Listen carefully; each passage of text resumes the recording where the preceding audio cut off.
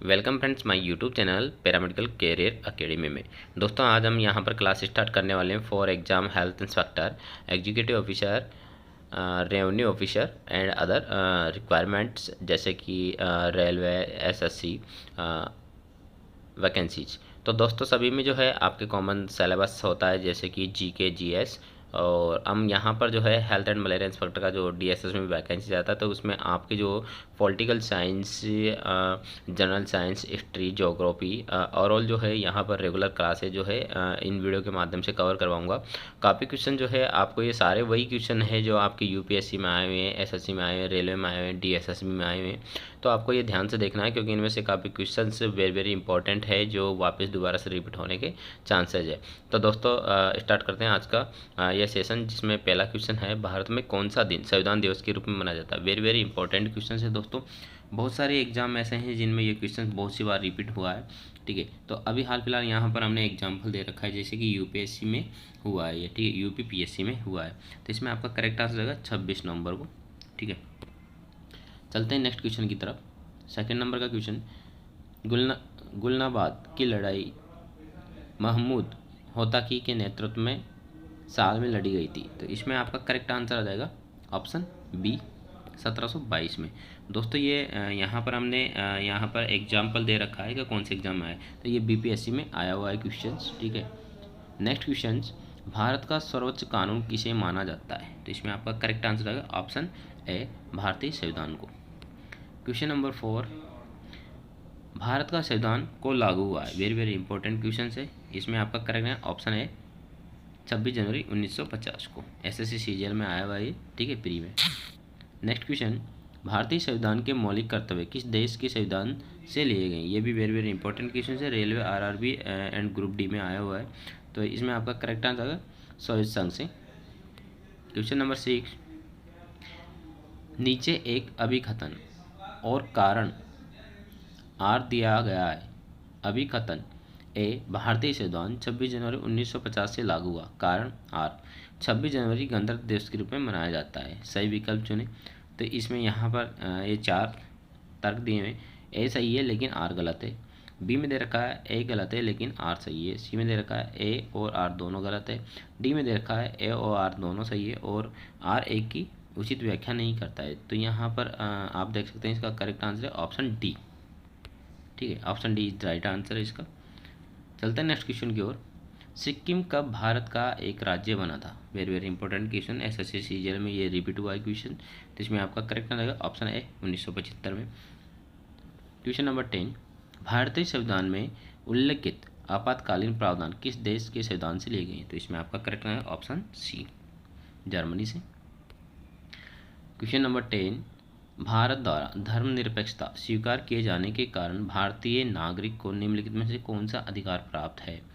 तो यहाँ पर इसमें आपका करेक्ट है ऑप्शन ए, अपनी इच्छा अनुसार धर्म के अनुसरण का अधिकार। ठीक है, चलते हैं नेक्स्ट क्वेश्चन 10 की तरफ। किस वर्ष गोवा को महाराष्ट्र के साथ विलय करने का विकल्प दिया गया था। तो इसमें आपका करेक्ट है ऑप्शन बी, 1967। क्वेश्चन नंबर 11, संविधान के प्रारंभ होने के बाद से किस अधिनियम से नागरिकता पाने और गंवाने संबंधी प्रावधान है। तो इसमें आपका करेक्ट आंसर आएगा ऑप्शन सी, नागरिकता अधिनियम 1955। क्वेश्चन नंबर 12, प्रस्तावना में निहित शब्द गणराज्य का ही अर्थ निम्न में से कौन इंगित नहीं करता है। तो यहाँ पर इसके 4 ऑप्शंस है, एक साथ दिखा देता हूँ आपको ताकि आसानी रहे। यहाँ पर ए, बी, सी और डी, ये 4 ऑप्शन दे रखे हैं। प्रस्तावना में निहित शब्द गणराज्य का ही धर्म निम्न में से कौन इंगित नहीं करता है। तो इसमें आपका करेक्ट आंसर आएगा ऑप्शन डी, देश के सर्वोच्च पद पर जहाँ राष्ट्राध्यक्ष एवं वंशानुगत राजा होता है, नहीं होता है। क्वेश्चन नंबर 13, निम्नलिखित में से कौन सा विकल्प भारतीय नागरिक का मूलभूत अधिकार नहीं था। तो इसमें आपका करेक्ट आएगा ऑप्शन बी, निजता का अधिकार। क्वेश्चन नंबर 14, मूलभूत अधिकारों में से ज़्यादातर हमारे संविधान के से अनुच्छेद में शामिल किए गए। तो इसमें आपका करेक्ट आएगा 12 से लेकर 35 तक। क्वेश्चन नंबर 15, भारत के संविधान के अनुसार इनमें से कौन मूल अधिकार नहीं है? वेरी वेरी इंपॉर्टेंट क्वेश्चन है दोस्तों। तो इसमें आपका करेक्ट आंसर आएगा ऑप्शन डी, सार्वजनिक चुनावों में मताधिकार का प्रयोग करना।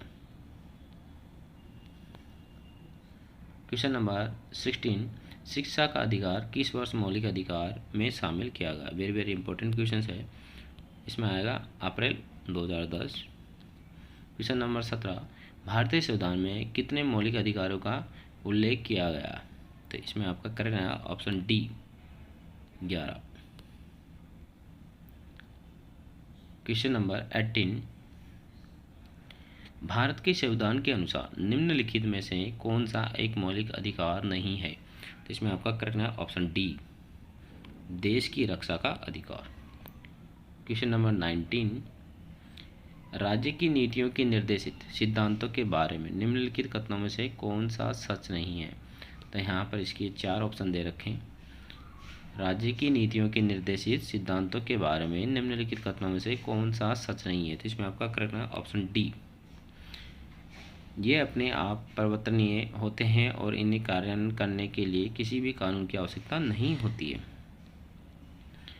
क्वेश्चन नंबर 20, 4 मूलभूत अधिकारों में से एक का चयन करें जो भारत के नागरिकों और विदेशियों के लिए उपलब्ध होता है। तो इसमें आपका करेक्ट है ऑप्शन डी, धार्मिक मामलों का प्रबंध करने की स्वतंत्रता, अनुच्छेद 26। एसएससी सीपी में ये क्वेश्चन आया फ्री में।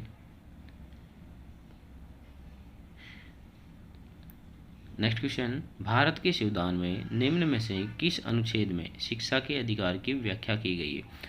Very very important question. तो इसमें आपका करेक्ट है अनुच्छेद 21A। क्वेश्चन नंबर 22, समान सिविल संहिता का वर्णन संविधान के किस अनुच्छेद में किया गया है? तो इसमें आपका करेक्ट है option D, 44। Question number 23, Bharat का संविधान लोकसभा के आकार को सीमांकन करता है जिसके तहत निर्वाचित सदस्य तथा सदस्य एंग्लो इंडियन समुदाय का प्रतिनिधित्व करते हैं जिन्हें भारत के राष्ट्रपति द्वारा नामांकित किया जाता है। Very very important question. इसमें आपका करेक्ट आंसर आएगा ऑप्शन ए, 550 और 2। बहुत सी बार आए हुए हैं, सभी एग्जाम में रिपीट हुए क्वेश्चन। क्वेश्चन नंबर 24, निम्नलिखित में से कौन सा राज्य संविधान की 6ठी अनुसूची का पालन नहीं करता जो जनजातीय क्षेत्रों के प्रशासन एवं नियंत्रण से संबंधित है? तो इसमें करेक्ट है option B, Nagaland. Question number 25, भारतीय संविधान का अनुच्छेद 29 निम्नलिखित में से कौन से अधिकार प्रदान करता है? तो इसमें आपका करेक्ट है ऑप्शन सी, अल्पसंख्यकों के हितों की सुरक्षा।